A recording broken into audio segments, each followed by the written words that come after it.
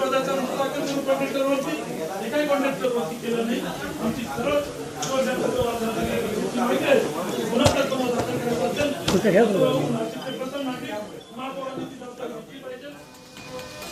नाशिकमध्ये उभाटा पक्षाचं आंदोलन सुरू झालेलं आहे। थेट महानगरपालिका कार्यालयापर्यंत हे आंदोलन पोहोचलेलं आहे। खड्ड्यांमुळे नाशिकमध्ये आतापर्यंत 4 जणांचा बळी गेलेला आहे आणि त्यामुळे नाशिकमध्ये सध्या खड्ड्यांचा मुद्दा तापल्याचं पाहायला मिळतोय।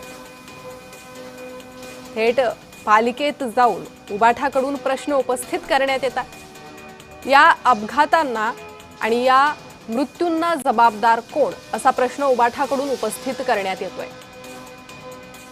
थेट प्रशासनाच्या समोर उभाटा पक्ष पोहोचलेला आहे आणि आतापर्यंत गेलेल्या बळींबाबत प्रश्न उपस्थित करण्यात येतोय। ज्यांनीही या खड्ड्यांमुळे जीव गमावलेले आहे त्यांच्या प्रतिमा हातात घेऊन आंदोलन करण्यात आलंय। मागच्या 8-10 दिवसांपासून नाशिक शहरात पडलेल्या खड्ड्यांच्या विरोधात आता नगरसेवक सुद्धा आक्रमक झाल्याचं आपल्याला बघायला मिळतोय। आज नाशिक महापालिकेच्या गेटवरती ठाकरेंच्या शिवसेनेचे नगरसेवक हे जे आंदोलन करत आहेत। आतापर्यंत 5 लोकांचा या खड्ड्यांमुळे अतिशय दुर्दैवी मृत्यू झालेला आहे आणि त्यांचे फोटो घेऊन एक अशा पद्धतीचं जे ते आंदोलन आहे हे सगळे नगरसेवक महापालिकेच्या पायऱ्यावरती करत आहेत आणि या सगळ्या लोकांना श्रद्धांजली या महापालिकेच्या पायऱ्यावरती या नगरसेवकांनी जे अर्पण केलेली आहे।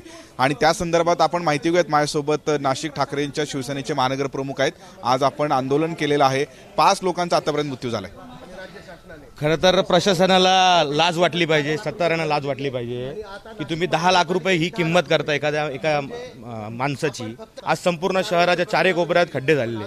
मला एक सांगा, तुम्ही जे कॉन्ट्रॅक्टर आहे त्यांच्यावर कुठल्या प्रकारचा मनुष्यत्वाचा गुन्हा दाखल झाला का? मला एक सांगा, कुठल्या कॉन्ट्रॅक्टरला यांनी ब्लॅकलिस्ट केलं? आज त्या ज्या ठिकाणी कोतकर नावाच्या इस्माचा काल संध्याकाळी मृत्यू झाला रात्री, आज त्याच्या घरची काय परिस्थिती असेल? आज कुठलंच प्रशासन त्याच्या मागे काही कुठल्या प्रकारचं उत्तर देत नाही आणि आम्ही किती दिवस जाब विचारणार? आता आम्ही रस्त्यावर उतरणार आहे नाशिककरांसाठी आणि संपूर्ण नाशिककरांना आव्हान आहे की तुम्ही आमच्यासोबत या आंदोलनामध्ये सहभागी व्हा। पूर्ण शहराचा खड्डेमुक्त शहर कधी करणार हे लोक? ह्या खड्ड्याच्यामुळे मृत्यू जातोय, ज्या खड्ड्यामुळे माणसं मेली जात आहे, मरण पावत आहे, त्या लोकांना तुम्ही 10 लाख देताय, 5 लाख देताय, 7 लाख देताय। तो खर्च जर त्या खड्ड्यावर झाला असता, ही वेळ आली असती का? ते कुटुंब उद्ध्वस्त झालं असतं का? किरण गोटूर, जय महाराष्ट्र न्यूज, नाशिक। तर उभाटाचे सर्व नगरसेवक महापालिका परिसरात पोहोचले आणि या ठिकाणी त्यांनी आंदोलन सुरू केलं। अधिक माहिती घेणार आहोत। आमचे प्रतिनिधी किरण गोटूर सध्या आपल्यासोबत जोडले गेले आहे।